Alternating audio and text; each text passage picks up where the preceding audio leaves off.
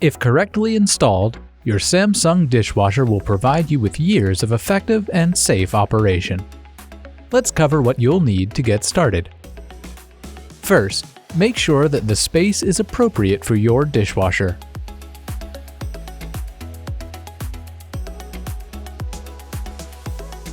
Refer to the manual for minimum cabinet measurements.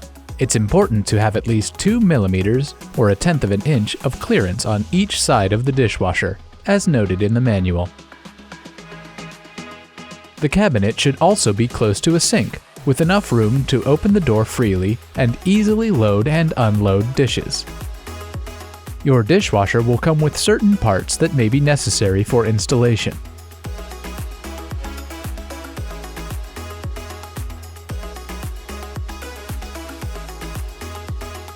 However, there are some parts you'll need that are not included, mainly a power cable and hot water hose, as well as the accessories to install them.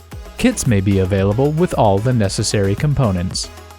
You'll also need some tools. Here's a list of essentials to get you started. More optional tools are listed in the installation manual. If you're replacing your dishwasher, you likely have a hole already cut for the drain hose. But if not, you'll need a 2.5-inch hole saw.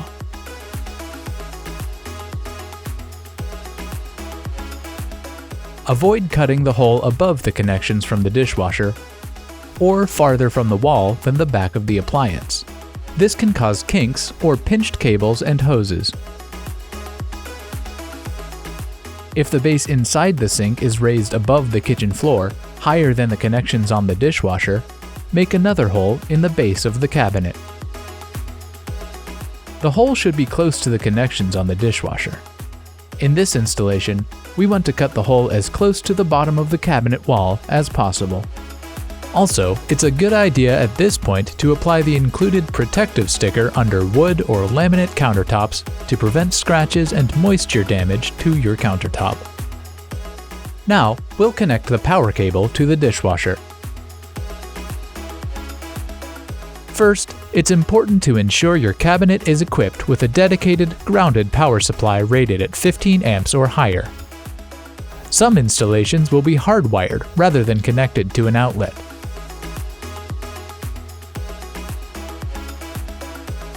Make sure the water supply valve and circuit breaker are turned off before making any connections. Note that tipping the dishwasher on its back may allow easier access to the junction box. Using a Phillips head screwdriver, remove the junction box cover. Using a wire stripper, prepare the ends of the power cable. Next, secure them with strain relief.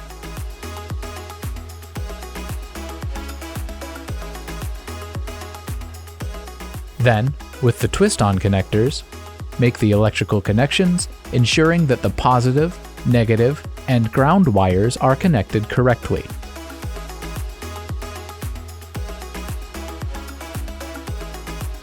Close the electrical junction box. Ensure the wiring is secured under the provided clips to avoid damage when inserting the dishwasher into the cabinet. With this step complete, next we'll connect the hot water supply to the dishwasher. There are some requirements to keep in mind. It's important that your water pressure and temperature fall within these ranges. This will be no issue for most residential installations.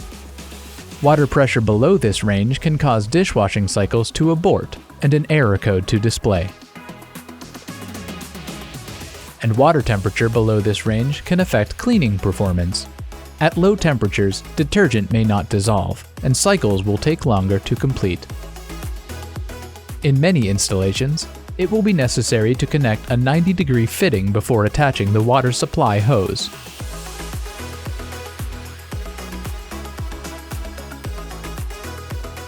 Angle this toward the sink.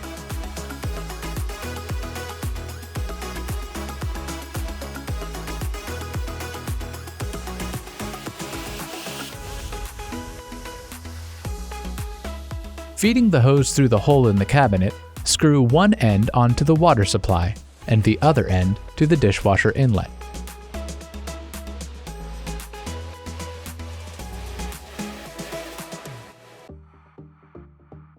secure this by tightening with a wrench. Be sure to open the water supply for 3 minutes before proceeding, so that you can check for leaks. Water leaking from a loose or damaged hose is an electrical hazard. It can also cause an error code, along with a mess.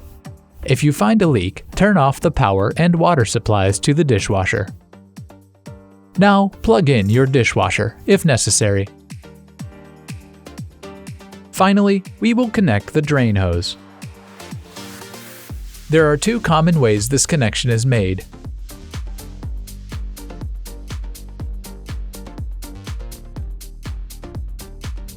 First, if your space is equipped for it, an air gap effectively eliminates the risk of a backflow and is required in certain local plumbing codes. The air gap surfaces above the counter, so additional installation is needed. Connect the hose directly to the air gap. Keep the drain hose flush against the wall behind to help avoid obstructing the line.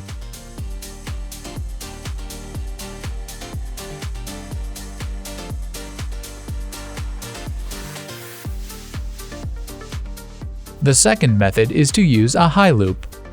Snake the hose and secure it at least 10 inches above the drain connection to the sink drain or garbage disposal inlet. This helps prevent backflows, which can cause errors during operation. As a note, a high loop should not be installed with an air gap, as it can slow or restrict water flow. In either configuration, avoid using any drain hose extensions. Finally, if you have a garbage disposal, don't forget to remove the drain plug before operating the dishwasher. Failure to remove the plug will cause a draining error, as will using a high loop with an air gap or excessively looping or extending the drain hose. Ensure your drain hose is secured tightly onto the sink drain or disposal using a hose clamp. Also, be sure that the hose is not kinked as it passes through the cabinet.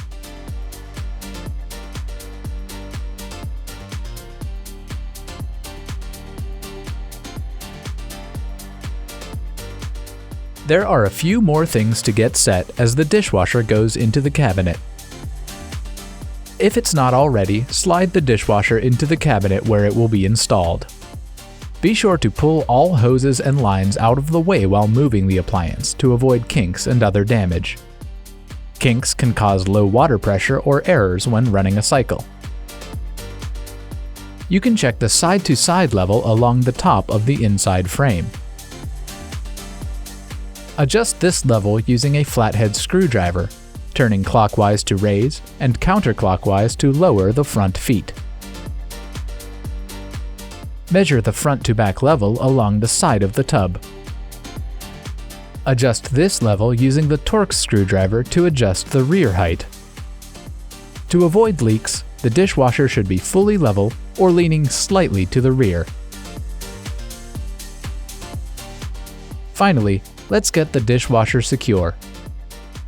Pull the dishwasher out slightly so that you can attach the brackets.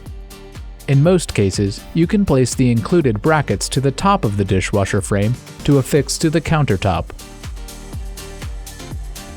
If the countertop cannot be drilled into, attach the brackets to the sides. If the provided brackets are too long, you can break off the end piece using pliers. Ensure that the door is opening and closing without rubbing against the counter or sides of the cabinet. It's now time to screw the dishwasher into your cabinet. You may need to remove one or more racks for access.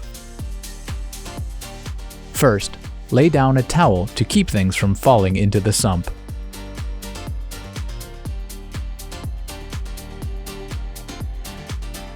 Pre-drill holes for the mounting brackets using a drill bit diameter slightly smaller than the diameter of the screws. Insert the provided screws into their holes and tighten. Assemble the plastic caps to add finish and help prevent leaks. Finally, install the kick plate. With the rubber skirt of the door taut, push the kick plate inward and under the door. Ensure the kickplate gaskets are flush with the floor and sidewalls, and tighten the screws to secure it. It is important to keep the dishwasher leveled and secured. Proper installation will allow the door to open and close and prevent leaks. Once the dishwasher is installed, it is always a good idea to test it. If your model includes a smart install cycle, run it now. If it does not, you can just run a normal cycle and do your best to check for leaks or other connection problems.